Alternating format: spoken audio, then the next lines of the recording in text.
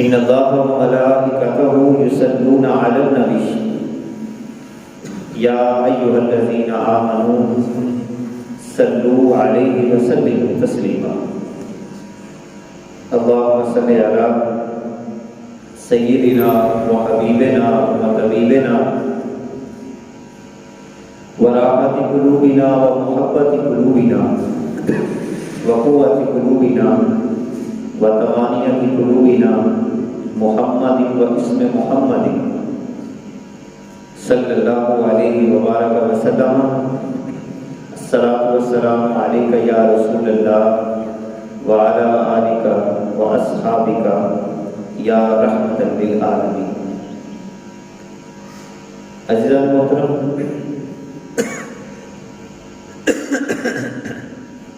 آج کی ہماری گفتگو کا عنوان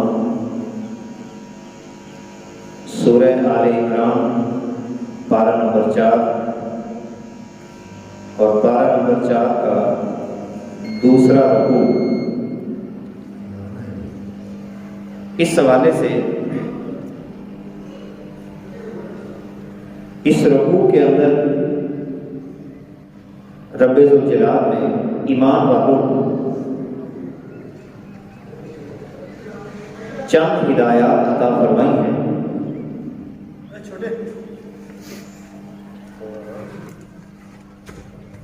یہ ہدایات کسی بھی معاشرے کی تکمیل کے لیے انتہائی اہمیت کی حامل ہے۔ رب ذوالجلال نے ایک خاص ترتیب کے ساتھ ایمان والوں کو ایک پرامن معاشرے کی تکمیل کے حوالے سے انتہائی اہم اصول عطا فرمائے ہیں۔ اللہ رب العزت ہمیں ان اصولوں کی روشنی میں اپنی زندگیوں کے نظام کو مرتب کرنے کی توفیق عطا فرمائے۔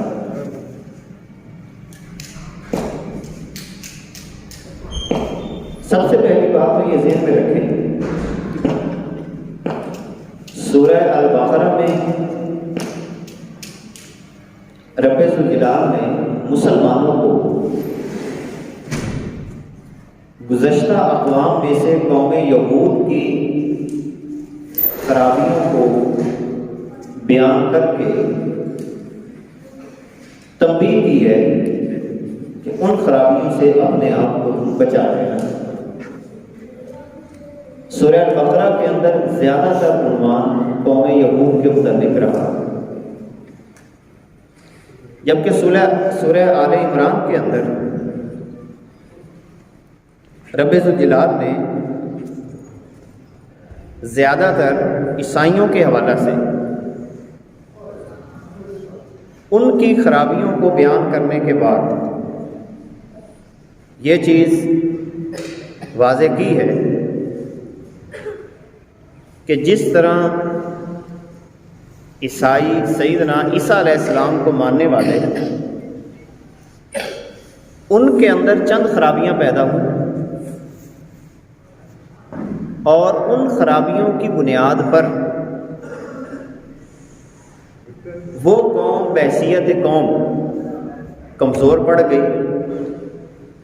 تو رب ذوالجلال اس سلسلہ میں مجھے اور آپ کو ہدایات عطا فرما رہا ہے کہ اگر تم بھی ان خرابیوں میں مبتلا ہو جاؤ گے تو تمہارا معاشرہ بھی عدم استحکام کا شکار ہو جائے گا۔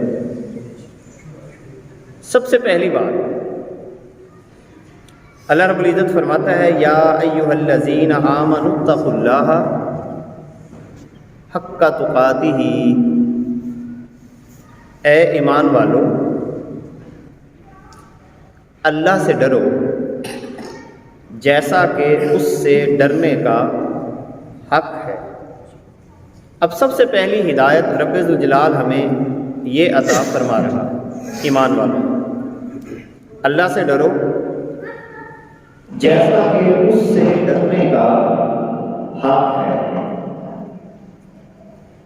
یعنی ایسا نہیں ہونا چاہیے کہ بعض معاملات کے اندر تو تم رب ذوالجلال کی بارگاہ میں اپنی طبیعت کو یا اپنے انداز کو اس انداز میں پیش کرو کہ تمہاری طبیعت میں ڈر پیدا ہو، اور بعض معاملات کے اندر تم اللہ رب العزت کی نافرمانی کے اندر مبتلا ہو جاؤ۔ حق کا تقاتی، جیسا کہ اس سے ڈرنے کا حق ہے، اس انداز کے ساتھ رب ذوالجلال سے تم نے ڈرنا ہے۔ اب ڈرنے کے متعلق یہ بات ذہن میں رکھیں، اللہ رب العزت سے ڈر کا مطلب کیا ہے؟ کیا اللہ رب العزت سے ڈر کا یہ مطلب ہے جیسے ایک انسان کسی موذی جانور سے ڈرتا ہے، جیسے سانپ کو دیکھ لے تو انسان ڈر جاتا ہے، شیر کو دیکھ لے انسان کے دل میں ڈر پیدا ہو جاتا ہے؟ تو یہ بات ذہن میں رکھیں کہ اللہ سے ڈرنے سے مراد یہ نہیں ہے۔ اللہ سے ڈرنے سے مراد یہ ہے کہ جن احکام کی پیروی کا رب ذوالجلال نے حکم عطا فرمایا ہے اور جن کاموں سے رب ذوالجلال نے منع کیا ہے، اور منع کردہ کاموں پر سزا سنائی ہے، اس سزا سے ڈرنے کا حکم اصل میں اللہ رب العزت ہمیں عطا فرما رہا ہے۔ تو پہلا اصول تو یہ ہوا کہ معاشرے کی تعمیر کے لیے ایمان والے سارے کے سارے اللہ رب العزت کا خوف اور اللہ کا ڈر اپنے سینے میں پیدا کریں۔ دوسرا اصول بھی انتہائی زبردست طریقے سے اللہ رب العزت نے بیان فرمایا، وَلَا تَمُوتُنَّ إِلَّا وَأَنْتُمْ مُسْلِمُونَ، ہرگز تم نہ مرنا یا ہرگز تمہیں موت نہ آئے مگر کس حالت میں؟ إِلَّا وَأَنْتُمْ مُسْلِمُونَ، جب تمہیں موت آئے اس حالت کے اندر آئے کہ تم سارے کے سارے اللہ رب العزت کی فرما برداری کا اظہار کر رہے ہو۔ اب اس کا مطلب یہ ہوا کہ موت کا وقت تو متعین نہیں ہے، یعنی نہ تو مجھے اور آپ کو پتا ہے کہ موت کب آنی ہے۔ اب رب ذوالجلال یہاں پہ فرما رہا ہے کہ تم ہرگز نہ مرنا مگر اس حالت کے اندر مرنا ہے کہ جب تم مسلمان ہونے کی حالت میں ہو۔ میرا اور آپ کا دعوت تو یہی ہے کہ ہم مسلمان ہیں، مگر یہاں پر لفظ مسلمان کا یا مسلمون کا مطلب کیا ہے؟ فرما برداری، اللہ رب العزت کے حکموں کی تعمیل۔ یقیناً وہ شخص جو اپنی موت کے انتظار میں رہتا ہے اور جس کو اس بات کا احساس ہے کہ میری موت کسی بھی لمحے آ سکتی ہے، وہ اپنی ہر کیفیت اور اپنی ہر عادت کو اللہ کے حکموں کے مطابق بسر کرنے کی کوشش کرے گا کہ کہیں ایسا نہ ہو جائے کہ میں خدا کی نافرمانی کر رہا ہوں اور اوپر سے موت آ جائے۔ مثال کے طور پر وہ جھوٹ بول رہا تھا، اچانک اس کو موت آ گئی۔ ایک شخص کسی گناہ کے کام کے اندر مبتلا تھا، اس کو موت آ گئی۔ خدا نخواستہ کہ رزق حرام کھا رہا تھا، اس کو موت آ گئی۔ یا اسی طرح خدا نخواستہ کسی پہ ظلم کر رہا تھا، اس ظلم کی حالت میں اس کو موت آ گئی۔ تو رب ذوالجلال فرماتا ہے کہ تم اپنی زندگی کی حالت ہی ایسی بنا لو کہ جب بھی تمہیں موت آئے اس وقت تمہاری حالت یہ ہو کہ تم اللہ کے حکموں کی فرما برداری بجا لاؤ، یعنی اپنی حالت کی موت کو ایسا موقع ہی نہ دو کہ وہ نافرمانی کی حالت میں آئے۔ لہذا دوسرا حکم رب ذوالجلال یہاں پر معاشرے کی تعمیر اور ترقی کے لیے یہ عطا فرما رہا ہے کہ تم سارے کے سارے اس حالت میں مرنا کہ تم رب ذوالجلال کی فرما برداری کو اختیار کیے ہوئے۔ دو باتیں ہو، تیسری بات رب ذوالجلال یہاں پہ ارشاد فرماتا ہے وَاعْتَصِمُوا بِحَبْلِ اللَّهِ جَمِيعًا، اور تم سارے کے سارے اللہ کی رسی کو مضبوطی سے تھامو۔ سارے کے سارے، یہاں پر اکا دکا میں لفظ استعمال نہیں ہوئے، یعنی وَاعْتَصِمُوا بِحَبْلِ اللَّهِ جَمِيعًا، اور پیچھے جو خطاب رب ذوالجلال یہاں پہ ہمیں عطا فرما رہا ہے وہ ہے ایمان والوں کو۔ ابھی سے یہ بات واضح ہوئی کہ تمام ایمان والوں کو اپنے نظریات کو چھوڑ کر حبل اللہ کو اپنے نظریات کی بنیاد بنانا ہے، اپنے اصولوں کو چھوڑ کر حبل اللہ کو اپنا بنیادی اصول متعین کرنا ہے، اور اسی سے ہی چھٹکارا ہے۔ میرے اور آپ کے بنائے ہوئے اصول ہمیشہ فساد پیدا کرتے ہیں، ہمارے بنائے ہوئے اصولوں کا نتیجہ اچھا نہیں ہوتا، لیکن اگر ہم سب خدا کے بنائے ہوئے اصولوں کے سامنے اپنی گردن کو جھکا دیتے ہیں تو کبھی بھی ایمان والوں کے درمیان فساد پیدا نہیں ہو سکتا۔ جمیعاً، حبل اللہ سے کیا مراد ہے؟ حبل اللہ سے ایک مراد تو یہ ہے کہ اس سے مراد قرآن مقدس ہے۔ اپنے تمام اصول ہٹا کر اپنا ہر فیصلہ کتاب اللہ سے کرواؤ۔ میں یہ کہتا ہوں، میری سوچ یہ ہے، میرا دھیان یہ کہتا ہے کہ ان ساری باتوں کو چھوڑ کر سب سے پہلا کام یہی کرنا ہے کہ اس سلسلہ میں میرا اللہ مجھے کیا کہہ رہا ہے، انفرادی طور پر بھی اور اجتماعی سطح پر بھی۔ اجتماعی سطح پر بھی جب بھی کوئی معاملہ پیدا ہو جائے، آپ کسی بھی معاملے کو انجام تک نہیں پہنچا سکتے جب تک کہ خدا کے بنائے ہوئے ضابطے کو سارے لوگ تسلیم نہ کریں۔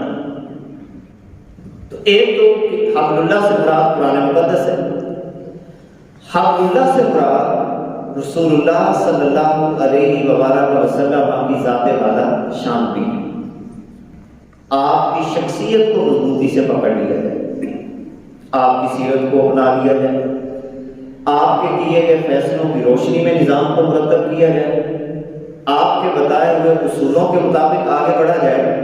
تو تیسری ہدایت اس رکوع کے اندر رب ذوالجلال ہمیں عطا فرما رہا ہے کہ تم سارے کے سارے اللہ کی رسی کو مضبوطی سے تھامو۔ پہلی ہدایت کیا ہوئی؟ اللہ سے ایسے ڈرو جیسا کہ اس سے ڈرنے کا حق ہے، اپنی مرضی نہ چلاؤ، اللہ رب العزت کے حکموں کو تسلیم کرو۔ دوسری ہدایت اس حال میں تم نے مرنا ہے کہ جب بھی تمہیں موت آئے تو تم مسلمان ہو کے مرنا۔ اور تیسری ہدایت کیا عطا فرما دی کہ سارے کے سارے اللہ کی رسی کو تم مضبوطی سے تھام رکھو گے۔ چوتھی ہدایت ولا تفرقوا، آپس میں فرقہ نہیں ہونا۔ لفظ فرقہ جب بولا جاتا ہے تو عموماً ہمارے یہاں جو مذہبی فرقے وہ ہمارے ذہنوں میں آتے ہیں، اس سے مراد یہ نہیں۔ سوال یہ پیدا ہوتا ہے کیا رسول اللہ صلی اللہ علیہ وسلم کے زمانے میں یہ مذہبی فرقے پیدا ہو چکے تھے؟ کس چیز سے پھر رب ذوالجلال منع فرما رہا ہے؟ یعنی کسی بھی آیت کو سمجھنے کا بہترین اصول کیا ہے کہ ہم زمانہ رسالت میں جا کر اس آیت کا مفہوم سمجھیں۔ اب سوال یہ پیدا ہوتا ہے کہ اور یہ سورہ پاک بھی مدنی ہے، مدینہ منورہ کے اندر کون سے ایسے گروہ وجود میں آ چکے تھے کہ رب ذوالجلال منع فرما رہا ہے کہ تم نے یہ انداز اختیار نہیں کرنا؟ اصل میں اللہ رب العزت جس انداز سے مجھے اور آپ کو منع فرما رہا ہے وہ انداز یہ ہے کہ جو ذہنی طور پر انسانوں کے درمیان تقسیم ہے سب سے پہلے تو اس تقسیم کو ختم کیا جائے، یعنی اسلام ہمیں یہ اصول عطا فرماتا ہے، بڑا اور چھوٹا ان کے درمیان کسی قسم کی معاشرتی سطح پر تقسیم نہ کی جائے، امیر اور غریب کا فرق اس بنیاد پہ تقسیم نہ کی جائے، اور اسی طرح مختلف حصوں میں بڑھ کر ایک ایسا گروہ اختیار کر لینا کہ جس کی بنیاد پر میں دوسرے مسلمان گروہ کو اپنے سے کمتر سمجھوں۔ رب الجلال اس بنیاد پر بھی ہمیں منع فرما رہا ہے، یعنی تمام امت مسلمہ ایک لڑی ہے۔ جیسا کہ میں نے پہلے بھی ایک بات عرض کی تھی، عموماً ہمارے یہاں ایک لفظ بولا جاتا ہے کہ مذہبی اور غیر مذہبی، مذہبی لوگ اور غیر مذہبی لوگ، حالانکہ ہم سب مذہبی ہیں، جس نے بھی کلمہ پڑھا ہے وہ مذہبی ہے۔ ایک تو اس تشخص کا خاتمہ کرنا، مسجد کا امام بھی مذہبی ہے، مقتدی بھی مذہبی ہے، دکاندار بھی مذہبی ہے، کسی دفتر میں بیٹھنے والا شخص بھی مذہبی ہے، تجارت کرنے والا بھی مذہبی ہے، کسی بھی محکمے سے تعلق رکھنے والا شخص، وہ پولیس کے محکمے میں ہو، وہ بھی مذہبی ہے، جس کی تشریح آگے میں ایک آیت کی روشنی میں آپ کے سامنے عرض کروں گا۔ ایک تو جب یہ تقسیم ہم نے پیدا کی تو لوگوں کے ذہنوں میں یہ بات پیدا ہو گئی کہ ایک خاص طبقہ مذہبی ہوتا ہے اور ہم غیر مذہبی ہیں۔ اس تقسیم کی بنیاد پر بھی لوگ مذہب سے دور ہوتے چلے گئے۔ یہی بات رب الجلال یہاں پہ ارشاد فرما رہا ہے، وَلَا تَفَرَّقُوا، اور آپس میں فرقے فرقے نہ ہو، جیسا کہ کئی اور آیات میں بھی اللہ رب العزت نے یہ بات فرمائی ہے۔ فرقہ حرام ہے، حرام کی بنیادی تعریف یہی ہے کہ جس چیز سے اللہ منع کر رہا ہے اس سے رک جاؤ۔ تو جس چیز سے اللہ منع کرے اور ہم پھر بھی اس کو اختیار کریں، یقیناً وہ اللہ رب العزت کے ناپسندیدہ کاموں میں ہے، لہذا ہم سب کو بحیثیت امت ایک ہونے کا حکم دیا جا رہا ہے۔ ہر ایسی گفتگو، ہر ایسا رویہ، ہر ایسا انداز، ہر ایسی گفتگو، ہر ایسا لہجہ، ہر ایسا لٹریچر، ہر ایسی بات جو امت کے درمیان تفریق پیدا کرنے کا سبب بنے، شریعت اسلامیہ ایسی بات سے سختی سے منع فرماتی ہے۔ اب یہی حوالہ اللہ رب العزت آگے ہمیں عطا فرما رہا ہے، بڑی پیاری بات اللہ رب العزت نے فرمائی، وَاذْكُرُوا نِعْمَتَ اللَّهِ عَلَيْكُمْ، اللہ کی اس نعمت کو یاد کرو، اِذْ كُنْتُمْ أَعْدَاءً، جب تم آپس میں دشمن تھے۔ اب اس جملے پہ پہلے غور کریں، اللہ کی اس نعمت کو یاد کرو کہ جب تم آپس میں دشمن تھے۔ اس آیت کو سمجھنے کے لیے ہمیں مختصر سا جائزہ لینا ہوگا کہ یہ کس دشمنی کی طرف اشارہ کیا جا رہا ہے۔ چونکہ یہ آیت مدینہ منورہ میں نازل ہوئی، مدینہ منورہ کے اندر دو قبیلے تھے جن کی آپس میں شدید ترین دشمنی تھی، اوس اور خزرج، چھوٹی چھوٹی باتوں پہ لڑا کرتے، اور وہ لڑائیاں بنیادی طور پر انا کی بنیاد پہ ہوتی تھی۔ میں نے یہ کہا لہذا ایسا ہی ہونا چاہیے، فلاں نے زمین کو پانی کیوں لگایا، اس بنیاد پہ لڑائی ہو جاتی، اور لڑائی بھی مختصر نہیں، اوس اور خزرج کی لڑائی 100 سال کی مشہور ہے، ایک صدی تک ان کی لڑائیاں مشتمل رہتی۔ یہی وجہ ہے کہ آپ اگر ان دو قبیلوں کی تاریخ اٹھا کے دیکھیں، اوس اور خزرج کے قبیلے یہ ترقی بھی نہیں کر سکے، آپ اپنے گھروں کا جائزہ لیں، جس گھر کے اندر لڑائی رہتی ہو، جھگڑا رہتا ہو، خاندانوں میں لڑائی رہتی ہو، وہ بچے کبھی بھی آگے نہیں بڑھتے، وہ اپنے خاص دائرے میں رہتے ہیں، خاص انداز میں رہتے ہیں، ہر وقت ان کی طبیعت پہ ایک خاص قسم کا خوف طاری رہتا ہے۔ اللہ رب العزت اسی بات کی طرف اشارہ فرما کے ہمیں یہ بتا رہا ہے اور مسلمانوں کو یہ بتا رہا ہے کہ اس وقت کو یاد کرو، اللہ کی اس نعمت کو یاد کرو کہ جب تم آپس میں دشمن تھے، پھر تمہاری دشمنی دوستی میں کیوں بدلی؟ فرمایا فَأَلَّفَ بَيْنَ قُلُوبِكُمْ، پھر اس اللہ نے تمہارے دلوں کے درمیان الفت پیدا کر۔ اب الفت کی بنیاد کیا تھی؟ بڑا زبردست نکتہ ہے۔ الفت کی بنیاد اللہ کی نعمت تھی، اور اللہ کی نعمت سے مراد اس مقام پر قرآن مقدس اور رسول اللہ صلی اللہ علیہ وسلم کی ذات والا شان دی جا رہی ہے۔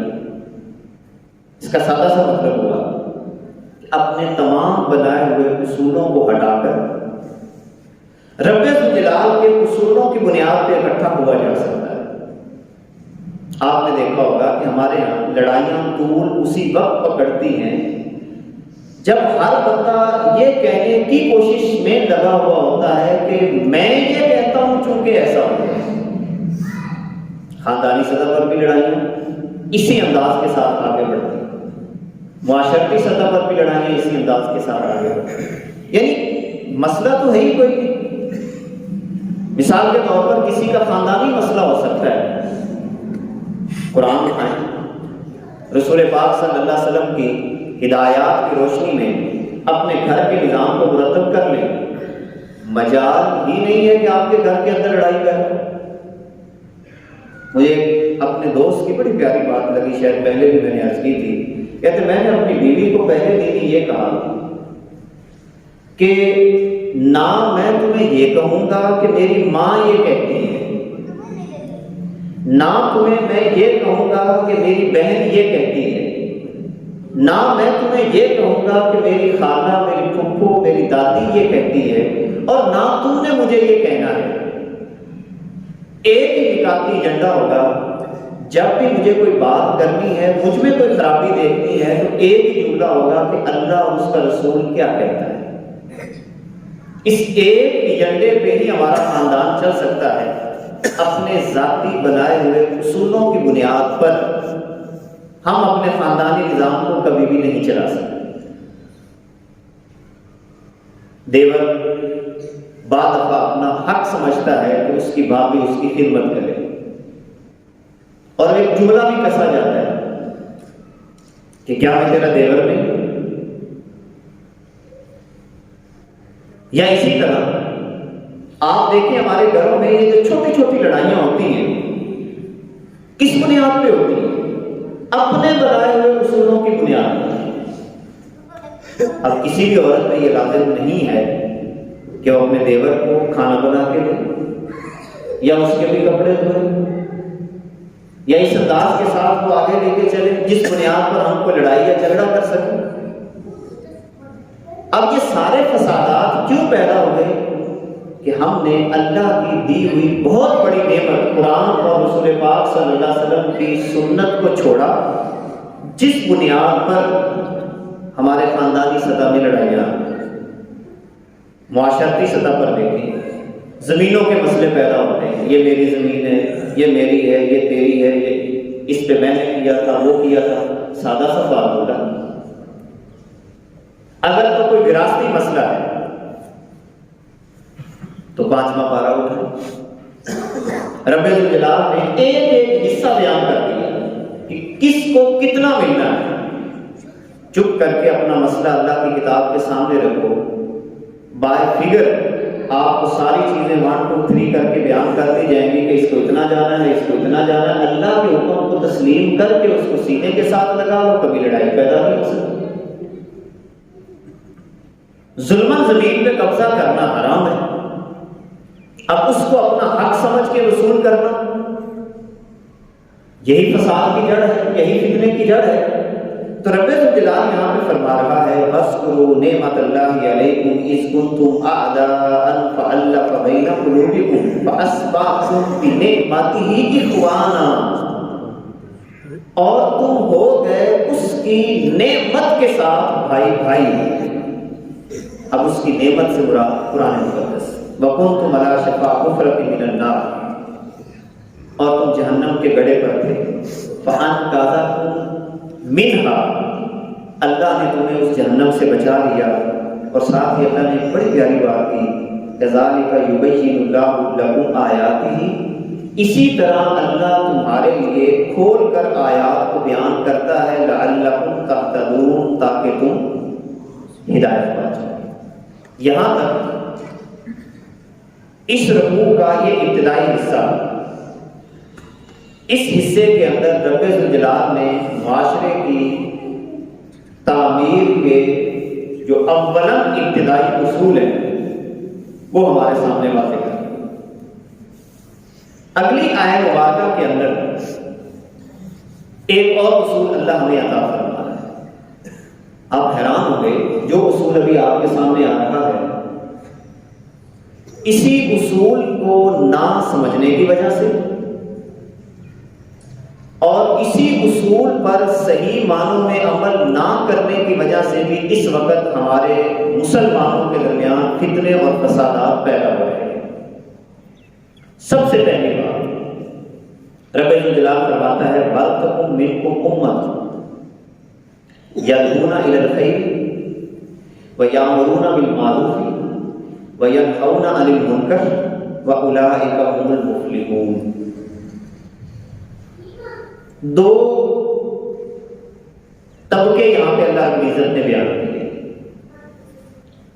نمبر 1 داعی طبقہ، دعوت دینے والا طبقہ، اور دوسرے نمبر پر ہے قانون کو نافذ کرنے والا طبقہ یا برائی کو روکنے والا طبقہ۔ دعوت دینے والے طبقے کی ایک ہی ذمہ داری ہے، لوگوں کو یہ بتانا کہ اللہ کا نظام یہ ہے، لوگوں کو یہ صرف بتانا یہ خیر ہے اور یہ شر ہے، صرف یہ بات باور کروانا کہ جناب ان ہدایات پر چلو گے تو تمہاری اپنی زندگی بھی آسان ہوگی، معاشرہ بھی خوبصورت بنے گا، اور ان چیزوں پہ چلو گے تو تمہارے درمیان فتنے اور فسادات پیدا ہوں گے۔ یہ کس کا کام ہے؟ یہ ہے دعوت دینے والے کا کام۔ اب یہ والا طبقہ وسیع ہے جس کی تشریح خود رسول پاک صلی اللہ علیہ وسلم نے ہمیں ایک مقام پہ عطا فرمائی، کلکم راعی وکلکم مسئول عن رعیتہ، تم میں سے ہر بندہ نگہبان ہے اس ذمہ داری کے حوالے سے، اور ہر بندے کی ذمہ داری کا دائرہ محدود ہے۔ باپ کا دائرہ اپنے بچوں تک محدود ہے، ماں کا دائرہ اپنے بچوں تک محدود ہے، کسی بھی جگہ پہ کام کرنے والا شخص، کسی دفتر کا سربراہ، کسی بھی ادارے کا سربراہ، اس کی ذمہ داری اس تک محدود ہے کہ وہ یہ بتائے گا کہ خیر یہ ہے اور شر یہ ہے۔ یہیں سے ایک بہت بڑی غلطی ہوتی ہے، جب داعی یعنی دعوت دینے والا شخص اس بات پہ پریشان ہو جاتا ہے کہ میری دعوت پر لوگ عمل کیوں نہیں کر رہے، اور اسی بنیاد پر بھی فتنے اور فسادات پیدا ہوتے ہیں۔ ضروری نہیں کہ آپ ساری عمر کے اندر بھی حاکمانہ جگہ پہ آئیں، اگر اللہ رب العزت نے پوری زندگی آپ سے داعی ہونے کا کام لیا ہے تو آپ سے قیامت کے دن سوال اسی کے بارے میں ہوگا۔ فرض کریں آپ پوری زندگی اللہ کا نام لیتے رہے اور لوگوں تک اللہ کا پیغام پہنچاتے رہیں اور ایک بندہ بھی آپ کی بات کو نہیں مانتا تو آپ کو ذرہ بھر بھی اپنی طبیعت پہ بوجھ نہیں ڈالنا چاہیے. وہ نہیں مانتا نہ مانے. آپ کسی کو مجبور نہیں کر سکتے. آپ دعوت دے سکتے ہیں, بتا سکتے ہیں خیر یہ ہے اور شر یہ ہے. کیونکہ جب آپ اپنی ذمہ داری کو خراج کریں گے فساد پیدا ہو جائے. نبی رحمت صلی اللہ علیہ وآلہ وسلم آپ کی سیرت ہمیں یہی بتاتی ہے. مکہ مکرمہ کا دور آقا نعمت صلی اللہ علیہ وآلہ وسلم کا داعیانہ دور ہے. آپ پوری 13 سالہ اس تاریخ کے اندر دیکھیں کہ آقا کریم علیہ الصلوۃ والسلام نے کسی پر کوئی چیز اس حیثیت سے لازم کرنے کی کوشش کی ہو کہ وہاں پر پیچھے ہٹنے کی بنیاد پر اسے سزا بھی دی. دعوت کا کام کیا اور آگے بڑھتے چلے گئے. اور دوسری ذمہ داری ہے امر بالمعروف اور نہی عن المنکر کی. یہ کس کی ذمہ داری ہے؟ نافذ کرنا کسی چیز کو یہ کسی بھی ریاست کے اداروں کی ذمہ داری ہے. یہ ہماری ذمہ داری میں بات شامل نہیں. قیامت کے دن ہم سے یہ قطعاً سوال نہیں کیا جائے گا کہ فلاں جگہ پر برائی کا اڈا کیوں ہے. ہم سے قطعاً سوال. آپ کو پریشان ہونے کی کوئی ضرورت نہیں ہے. ہم نے صرف یہ بتانا ہے کہ یہ اچھا کام ہے اور یہ برا کام ہے, بس. یہی وجہ ہے کہ رسول اللہ صلی اللہ علیہ وسلم نے اس موضوع کی تشریح بھی ایک مقام پہ ہمیں عطا فرمائی. فرمایا جو تم میں سے قدرت رکھتا ہے کہ ہاتھ سے برائی کو روکے وہ ہاتھ سے روکے. اب ہاتھ سے روکنے سے مراد یہ ہوتا ہے کہ آپ کے پاس اس برائی کو روکنے کی اتھارٹی بھی ہو.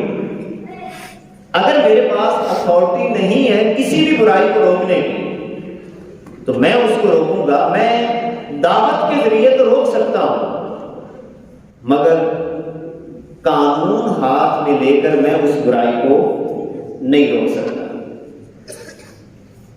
کہ قانون ہاتھ میں لے لوں. نہیں, مجھ سے اس کے بارے میں سوال ہی نہیں کیا جائے گا. اسی طرح اگر کسی جگہ پہ آپ نے کوئی چیز اچھائی کی نافذ کرنی ہے تو آپ اپنی مشاورت تو پیش کر سکتے ہیں, آپ اس کا نفاذ نہیں کر سکتے. میں اگر یہاں پہ میں بدائی کی حیثیت سے اور میں یہ کہوں کہ آپ پر یہ چیز لازم ہے, میں نہیں کر سکتا, میرے پاس اختیار ہی نہیں. اور آپ اگر میری بات کو نہ مانیں اور میں آپ پر کوئی شدت اختیار کروں, قیامت کے دن اس میرے عمل پر مجھ سے گرفت ہوگی کہ آپ اپنے دائرے سے آگے کیوں بڑھے. میرا کام, آپ کا کام, ہم جتنے بھی یہاں پہ بیٹھے ہیں تقریباً ہم سارے کے سارے داعی ہیں. اور دعوت کا اسلوب بھی یہی ہوتا ہے کہ آپ اپنی زبان سے حکمت اور اچھے الفاظ کے ساتھ رب ذوالجلال کا پیغام پہنچائیں. اور آخری بات اس سلسلہ میں یہ کرتا ہوں, دعوت کا سب سے بڑا مضبوط ذریعہ کیا ہے؟ سب سے مضبوط ذریعہ دعوت کا سب سے مضبوط ذریعہ انسان کا ذاتی عمل ہے, جس کا فقدان کثرت کے ساتھ میں اور آپ معاشرتی سطح پر دیکھتے ہیں. میں یہ کہتا ہوں آپ کو کہ جھوٹ نہ بولو, لیکن میں خود جگہ جگہ پہ جھوٹ بولوں. میں یہ خود کہوں کہ یار کسی پہ زیادتی نہیں کرتی, مگر میں جگہ جگہ پہ کسی پہ زیادتی کروں, اس کا مطلب یہ ہوگا کہ یہ میری دعوت مضبوط نہیں ہوگی. اور میں کچھ بھی نہ کہوں مگر اپنے عمل سے اچھائی کو ثابت کر دوں. مثال کے طور پر آپ رشوت دے کر نوکری نہ لگیں, آپ کی اچھائی ہوگی. حرام سے خود بچنا شروع کر دیں, رشوت نہ لینا شروع کر دیں, آپ کی اچھائی ہوگی. آپ رب ذوالجلال پہ بھرپور بھروسہ توکل کر کے اچھائی کا پودا لگا دیں, اللہ رب رب العزت آپ کی اس نیکی کے صدقے لوگوں کے درمیان ایک خودکار طریقے سے ایک دعوت کا نظام آگے بڑھتا چلا جائے گا. اور اس وقت امت کو سب سے زیادہ ضرورت امت کے تمام افراد کو عمل کی ہے. ہم بحیثیت مسلمان کسی بھی ادارے میں مشترکہ طور پر یہ دعویٰ نہیں کر سکتے کہ آؤ یہ ادارہ دیکھو کہ جس کے اندر سارا کا سارا نظام اللہ کے بنائے ہوئے اصولوں کے مطابق چل رہا ہے. اگر ایسا نہیں ہے تو پھر رب ذوالجلال آخری بات یہاں پہ ارشاد فرماتا ہے کہ قیامت کا دن ہوگا، کچھ لوگوں کے چہرے سفید ہوں گے، کچھ لوگوں کے چہرے سیاہ ہوں گے، اور جن لوگوں کے چہرے سیاہ ہوں گے ان سے اللہ رب العزت فرمائے گا اکفرتم بعد ایمانکم، کیا تم ایمان لانے کے بعد تم نے کفر کو اختیار کیا؟ فذوقوا العذاب بما کنتم تکفرون، اب چکھو اس عذاب کو کہ جو تم اللہ کے حکموں کا انکار کیا کرتے تھے. تلک آیات اللہ، یہ ساری اللہ کی آیات ہیں.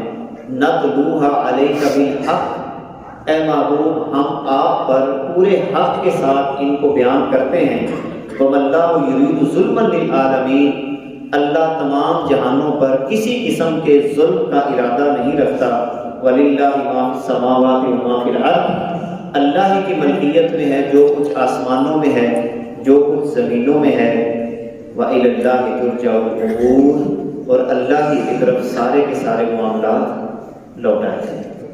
سادہ سا اصول ہے، اپنی چھوڑ کر اپنے رب کی مان کر، انفرادی زندگی ہو، خاندانی زندگی ہو، معاشرتی زندگی ہو، تجارتی زندگی ہو، معاشی پہلو ہو، سڑک پہ چلنا ہو، دکان پہ جانا ہو، کسی دفتر میں جانا ہو، اپنے تمام تر معاملات میں اجتماعی یا موقع پر وہ اصول اپنا لیں جو اللہ اور اس کے رسول نے ہمیں عطا فرمائے ہیں، تو یقیناً قیامت کے دن اس کے صدقے اللہ ہمارے چہروں کو بھی خاص قسم کا نور عطا فرما دے گا.